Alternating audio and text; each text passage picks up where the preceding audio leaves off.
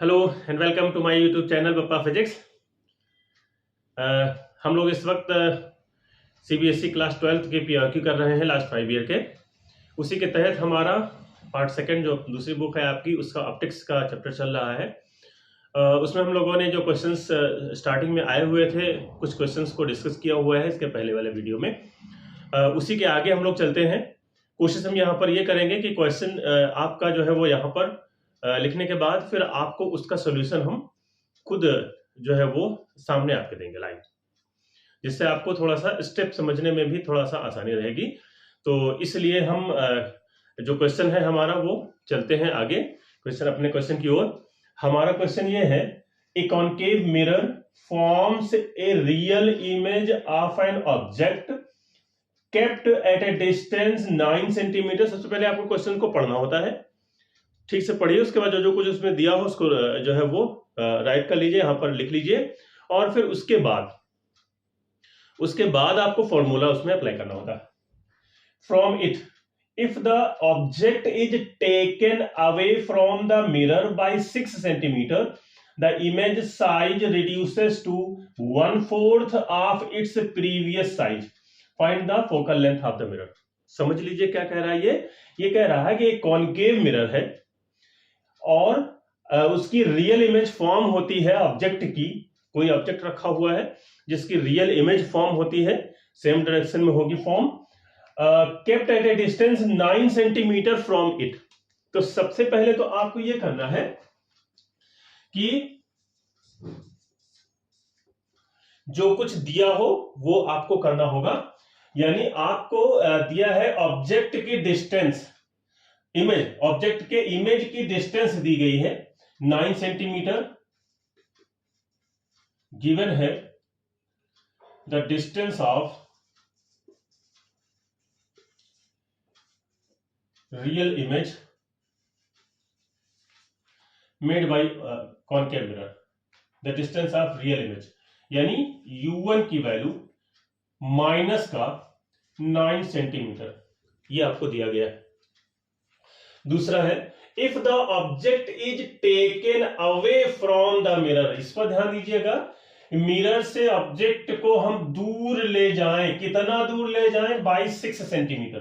तो ऑब्जेक्ट जाहिर बात है उसकी डिस्टेंस चेंज हो जाएगी, यानी हम मान लेते हैं कि u2 हमारी जो है वो चेंज डिस्टेंस है उसकी, वो हो जाएगी -9 माइनस 6 सेंटीमीटर, या इसको आप लिख सकते हैं u2 की वैल्यू माइनस का 15 सेंटीमीटर, ये आपकी हो। अब ये कह रहा था image size reduces to 1/4 of its previous size, यानी प्रीवियस साइज इमेज हम मान लेते हैं कि m1 था, तो m2 कितना हो जाता है, if m1 be the size of image,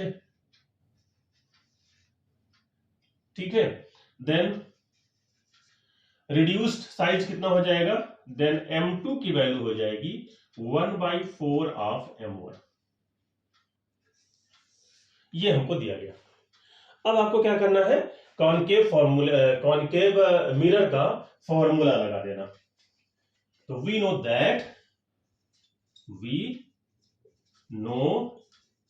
that the concave mirror formula, the concave mirror formula क्या होता है, m इक्वल्स टू होता है f upon f minus u। तो फर्स्ट केस के बाद में अगर हम कर लें तो इन द फर्स्ट केस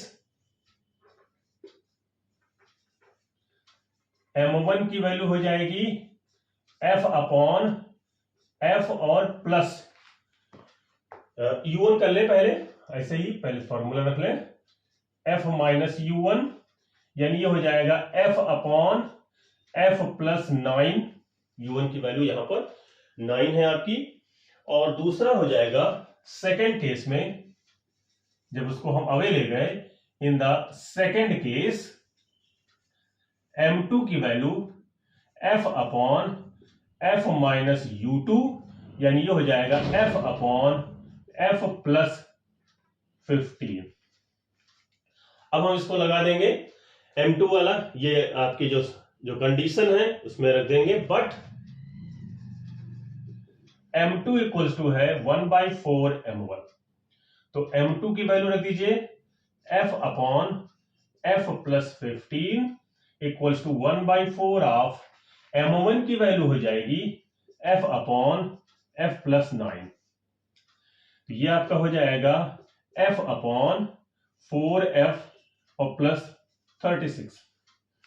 ये आपका एफ एफ कैंसिल हो जाएगा ऊपर से, ये इधर से f और ये इधर से f कैंसिल हो जाएगा आपके पास आ जाएगा f plus 15 equals to 4f और प्लस 36।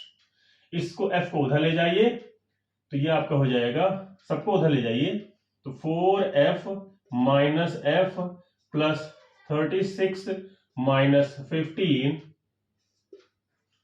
इक्वल्स टू 0, यानी f और प्लस का यहां पर आपका आ जाएगा 3f और प्लस 21 इक्वल्स टू 0, यानी 3f इक्वल्स टू माइनस 21, यानी f equals to minus 7 centimetre. ये आपका आ जाएगा। तो आपका जो लेंथ होगी, find the focal length of the mirror, वो this, hence focal length of the mirror equals to minus का 7 सेंटीमीटर। ये आपका 3 मार्क्स का क्वेश्चन है। चलिए अब अगला क्वेश्चन देख लेते हैं हम। चलिए देखिए अगला क्वेश्चन हमारा जो है 1 मार्क का क्वेश्चन है आपका ये। Write the conditions on path difference under which constructive and destructive interference occur in YDSC। Young's double slit experiment में आपको कंडीशंस लिखनी है। हाफ मार्क्स ये हैं पाथ डिफरेंस के लिए कि किस कंडीशन में कंस्ट्रक्टिव इंटरफेरेंस मिलता है और किस कंडीशन में हमको डिस्ट्रक्टिव इंटरफेरेंस मिलता है।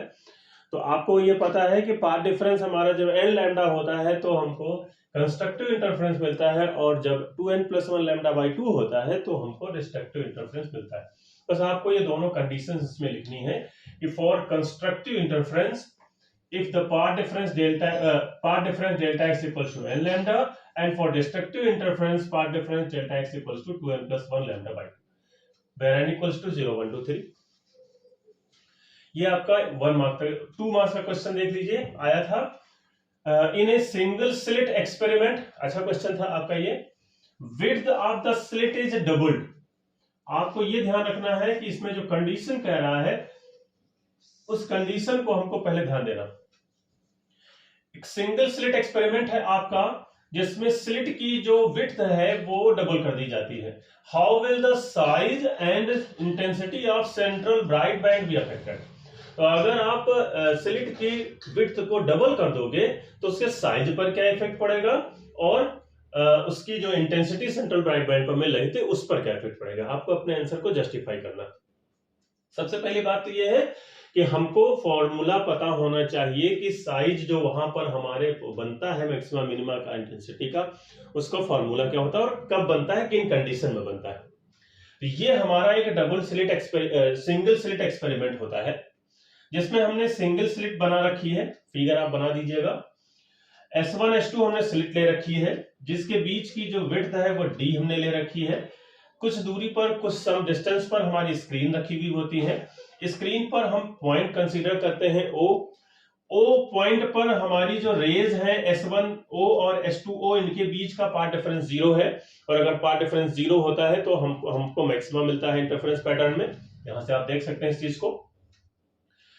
P पॉइंट हमारा जो है वो O से कुछ डिस्टेंस पर हम कंसीडर, इसको आप ऊपर नीचे कहीं भी कंसीडर कर सकते हो। तो अब हम P पर मैक्सिमम और मिनिमम की कंडीशन डिपेंड करेगी कि इनके बीच का पाथ डिफरेंस कितना है। S1P और S2P, यानी S2P और S1P के बीच का पाथ डिफरेंस कितना है। तो इसीलिए हम S2P और S1P निकालते हैं और उसके बाद उसमें कंडीशन लगा करके और फिर P पर मैक्सिमम और मिनिमम को हम फाइंड आउट करते हैं। तो in the given figure point O have maximum intensity because the path difference between the rays reaching at O is 0. At point P, the intensity will be maximum or minimum depends on the path difference between S2P and S1P. Now width of the central maxima, इसकी width हम लोग जानते हैं beta equals to होता है lambda D upon D. According to question width double कर दिया गया, डी डैश की वैल्यू हम 2d मान लेते हैं, तो बीटा डैश की वैल्यू बीटा बाई 2 हो जाएगी, यानी साइज हमारा जो होगा वो हाफ हो जाएगा. और अगर साइज हाफ हो गया तो इंटेंसिटी 4 टाइम्स हो जाएगी. Intensity of central maxima will be 4 times. तो ये आपका 2 मार्क्स का क्वेश्चन था. अगला हमारा जो है वो 3 मार्क्स का क्वेश्चन है. ये कह रहा है an optical instrument usage a lens of power 100D 100 dioptre for objective lens. Objective lens के लिए एक ऑप्टिकल इंस्ट्रूमेंट है जो लेंस यूज करता है जिसकी पावर दे रखी है 100 डायप्टर, यानी पीओ की वैल्यू हमको दे रखी है, पीओ की वैल्यू हमको दे रखी है 100D. ठीक है, given. And 50D for its eyepiece. Eyepiece के लिए उसने दे रखा है 50D. When the tube length is kept at 25 centimeter, the final image is formed at infinity. Identify the optical instrument. सबसे पहला तो आपको ऑप्टिकल इंस्ट्रूमेंट को आइडेंटिफाई करना है कि आखिर ये कौन सा हमारा ऑप्टिकल इंस्ट्रूमेंट है. तो चलिए इसको हम लोग पहले P इक्वल्स टू 1/f या F इक्वल्स टू 1/P लगा करके इनकी वैल्यू निकालते हैं, फिर देखते हैं कि ये हमारा ऑप्टिकल इंस्ट्रूमेंट कौन सा है. उसके बाद फिर calculate the magnification produced by the instrument करते हैं. ये क्वेश्चन हमारा ये कह रहा था an optical instrument usage a lens of power 100 dioptre for objective lens and 50 dioptre for its eyepiece. When the tube length is kept at 25 centimeter, the final image is formed at infinity. Identify the optical instrument and calculate the magnification produced by the instrument. तो सबसे पहले हमको इसको पहचानना है कि ये optical instrument हमारा है क्या. तो सबसे पहली बात ये है कि फॉर ऑब्जेक्टिव लेंस पीओ की वैल्यू दी गई है 100 डायप्टर, यानी एफओ फोकल लेंथ हमारी 1/PO आप कह सकते हैं, यानी 1/100 मीटर कह सकते हैं या 1 सेंटीमीटर. और इसी तरीके से फॉर आईपीस के लिए अगर हम बात करें, तो फॉर आईपीस के लिए अगर हम बात करें तो एफई यानी फोकल लेंथ हमारी 1/PE हो जाएगी, यानी 1/50 मीटर यानी 2 सेंटीमीटर. अब 1 सेंटीमीटर और 2 सेंटीमीटर फोकल लेंथ वाले दो कॉन्वेक्स लेंसेज का यूज किया गया है. इसका मतलब बहुत ही कम फोकल लेंथ वाले कॉन्वेक्स लेंसेज का यूज किया गया है. इसका मतलब ये हमारा कंपाउंड माइक्रोस्कोप है. तो since the objective lens, since the objective lens and eyepiece have low focal length lenses, convex lenses,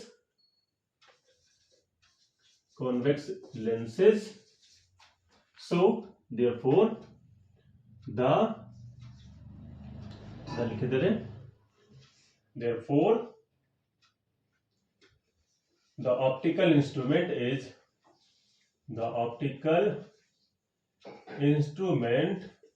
is compound microscope, इसी में लो फोकल लेंथ वाले कॉन्वेक्स लेंसेज का यूज किया गया. अब आपको क्या करना है, अब आपको इसका मैग्नीफाइंग पावर निकालनी. तो बी पार्ट अगर हम पहले, सेकेंड पार्ट इसका है द मैग्निफिकेशन या मैग्नीफाइंग पावर भी कह सकते हैं ऑफ कंपाउंड माइक्रोस्कोप. ये आपका होता है m equals to L upon FO D upon FE।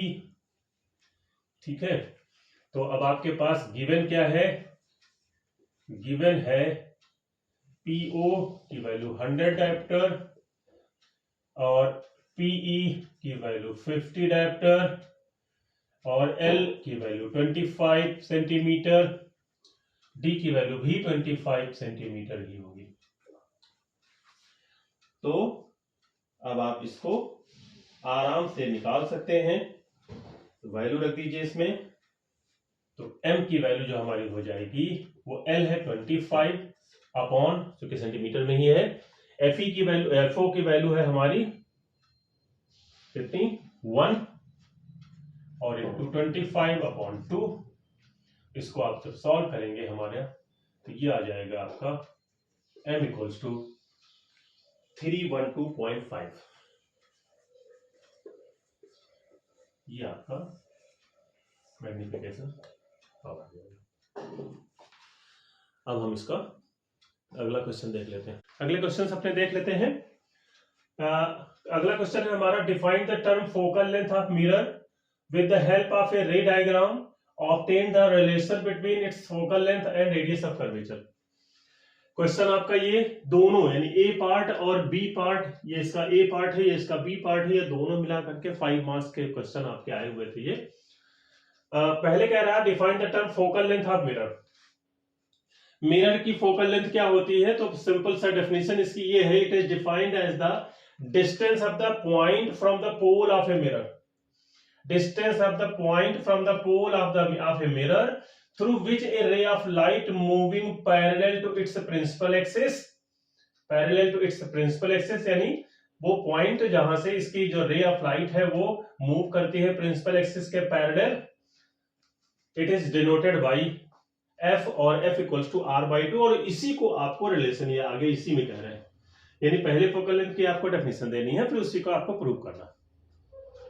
तो इसके लिए आपके पास एक कॉन्केव, एक मिरर हमने बना दिया, यहां पर एक मिरर बनाया गया है। इन्होंने ये नहीं कहा कि कौन सा जो है वो है हमारा मिरर, तो एक हमने मिरर यहां बना दिया। मिरर में ये P इसका पोल है, C इसकी जो है वो सेंटर ऑफ कर्वेचर है। अब हमने क्या किया है, एक रे ऑफ लाइट मान लिया, ये हमारी रे ऑफ लाइट है, रे ऑफ लाइट है जो प्रिंसिपल एक्सिस, ये हमारा जो है वो प्रिंसिपल एक्सिस है। प्रिंसिपल एक्सिस के पैरेलल इंसिडेंट होती है इस मिरर पर पॉइंट M पर, और यहां से रिफ्लेक्ट हो जाती है, इसके फोकस से होकर के ये पास आउट होती है। ठीक है, तो हमारी जो फोकल लेंथ होगी वो FP हो जाएगी, इसकी कॉनकेव मिरर की फोकल लेंथ FP हो जाएगी। अब ये एंगल हमारा जो है ये सेंटर ऑफ कर्वेचर हम मान लेते हैं ये थीटा एंगल पर है हमारा, तो अगर ये थीटा है तो ये भी थीटा होगा, और अगर ये थीटा है तो ये भी थीटा होगा, और अगर ये थीटा है, ये दोनों मिलाकर के 2 थीटा है, तो करस्पॉन्डिंग एंगल के तहत ये 2 थीटा हो जाएगा एंगल। तो गिवन फिगर शोज द रे diagram of a mirror in which C is the centre of curvature. देखिए जो कुछ आपको फिगर में होता है वही कुछ आपको यहाँ पर लिखना होता है, इसलिए इसको ध्यान से आप फिगर को ध्यान से देख लीजिए, उसके बाद उसी को आपको यहाँ पर लिखना है। A parallel ray of light with principal axis is incident on the mirror at M, वही चीज है। Theta with the angle of incidence, angle of incidence है थीटा, इस एंगल पर ये इंसिडेंट हो रही है यहां पर, तो ये थीटा था तो ये भी थीटा हो जाएगा। MD is perpendicular to the mirror at M, जहां पर ये इंसिडेंट हो रही है वहां से हमने परपेंडिकुलर MD ड्रॉन कर दिया है। अब angle MCP theta, MCP theta है, angle MFP two theta, MFP two theta है। तो हम क्या करेंगे, इस वाले ट्राइंगल MCD से ट्राइंगल MCD, ये ट्राइंगल हमारा पहला, इससे हम tan थीटा निकाल लेते हैं, और angle MFD, sorry triangle MFD, ये ट्राइंगल आपका दूसरा बन रहा है इसमें, इससे हम निकाल लेते हैं tan 2 थीटा। अब तो अगर थीटा हमारा बहुत स्मॉल है तो tan थीटा को हम थीटा और tan 2 थीटा को हम 2 थीटा के इक्वल रख सकते हैं, अप्रोक्सीमेटली इक्वल। तो for small values of theta tan theta approximately equal to theta, tan 2 theta approximately equal to 2 theta. तो हमने क्या किया, इन दोनों में इस कंडीशन को लगा करके और एक वैल्यू निकाली F D equals to C D upon 2। अब अगर एंगल हमारा बहुत कम है तो हमारी जो एफ डी होगी वो फोकल लेंथ यानी एफ पी के बराबर होगी, क्योंकि ये हमारा जो परपेंडिकुलर बिल्कुल यहां पर आएगा। एंगल थीटा बहुत अगर कम है तो ये देखिए फॉर स्मॉल वैल्यूज ये जितना छोटा होता जाएगा ये उतना ही इसके ऊपर, तो इसका मतलब ये हुआ कि जो एफ डी हमारी है वो उसकी फोकल लेंथ के इक्वल होगी और जो सी डी होगी वो रेडियस ऑफ कर्वेचर सीपी। यहां पर ये वैसे तो आपकी ये है रेडियस ऑफ कर्वेचर ये, तो सी डी सीपी के बराबर होगी यदि इफ आपका थीटा इज वेरी स्मॉल। तो ये आपका हो गया, दैट इज इक्वेशन 3 आपकी becomes F equals to R upon 2। तो ये आपका इसका पहला पार्ट है ए और दूसरा पार्ट बी। एक ही क्वेश्चन के दो पार्ट है 5 मार्क्स में। दूसरा क्वेश्चन देख लीजिए इसका, इसी का पार्ट दूसरा, calculate the angle of emergence. ये दिया गया है आपके फिगर बना हुआ है। E of the ray of light incident normally on the face AC of a glass prism ABC of refractive index under root 3. How will the angle of emergence change qualitatively if the ray of light emerges from the prism into liquid of refractive index 1.3 instead of air? आपसे calculate करना है angle of incidence, ये जो है emergence है, sorry, इसको calculate करना है। Of the ray of light incident normally on the glass on the phase AC of a glass prism ABC. यहां पर एक नॉर्मली यानी ये 90 डिग्री का है, ये 60 डिग्री दिया है और ये 90 डिग्री दिया गया है, आपका एंगल ये दिया गया है। तो अगर ये 60 डिग्री ये 90 डिग्री तो ये 30 डिग्री आपका हो जाएगा। राइट एंगल ट्रायंगल है आपका। आपसे ये कह रहा है इसका refractive index under root 3। How will the angle of emergence change qualitatively if the ray of light emerges from the prism into liquid of refractive index 1.3 instead of air. जो emergence होने वाली जो लाइट है उस वो इसका जो angle है वो कितना चेंज हो जाएगा यदि हम एयर की बजाय लिक्विड में इसको एडजस्ट करें तो देख लीजिए। सबसे पहले तो जो गिवन है उसको लिखिए, refractive index mu of the glass prism दिया गया है एमयू जी अंडर रूट 3, लिक्विड के लिए एमयू एल 1.3, ये दो वैल्यूज हमारी दी गई। अब angle of incidence on the surface AB that is angle equals to 30 degree होगा, हमने जैसा बताया आपको, because it is a right angle triangle, right angle triangle with B, angle B equals to 90 degree, C equals to 60 degree। According to Snell's law हमारा G mu A ये under root 3 दिया है तो 1 अपॉन अंडर रूट 3 हो जाएगा, या G mu A की value sin I upon sin R होता है, sin R यहाँ पर E दिया है तो sin E हो जाएगा। sin 30 upon sin E 1 upon under root 3 के इक्वल हम पुट कर देंगे, और यहां से हमारा जो है वो अंडर रूट 3/2 या sin 60 डिग्री। तो एंगल E की वैल्यू हमारी वो sin 60 डिग्री आ गई। इसकी वैल्यू भी आप पॉइंट में भी निकाल सकते हैं यहाँ पर। When the medium is change, अब एयर से लिक्विड में मीडियम चेंज हो रहा है जिसका रिफ्रैक्टिव इंडेक्स दिया है 1.3, एंगल ऑफ इमर्जेंस डिक्रीज हो जाएगा। क्यों डिक्रीज हो जाएगा? क्योंकि जो लाइट की बेंडिंग होगी वो लेस हो जाएगी, बेंडिंग कम हो जाएगी। जब बेंडिंग लिक्विड में आ जाएगा तो ये कम हो जाएगी, और अगर ये कम हो गई, ये अगर कम हो गई आपकी, तो आपका E जो है वो देख लीजिए यहां से कैसे कम होगा। MUG sin I equals to MUL sin E, under root 3 value इसकी दी गई है, साइन आई की वैल्यू साइन 30 है, एमयूएल दिया गया 1.3, साइन ई, तो साइन ई की वैल्यू आपकी 0.66, और 0.66 जो अब इसको एंगल में आप कन्वर्ट करोगे तो ये लगभग आपका 41.83 डिग्री आ जाएगा। तो ये आपका 5 मार्क्स का क्वेश्चन, फुल क्वेश्चन है हमारा, इंपॉर्टेंट क्वेश्चन है, देख लीजिएगा।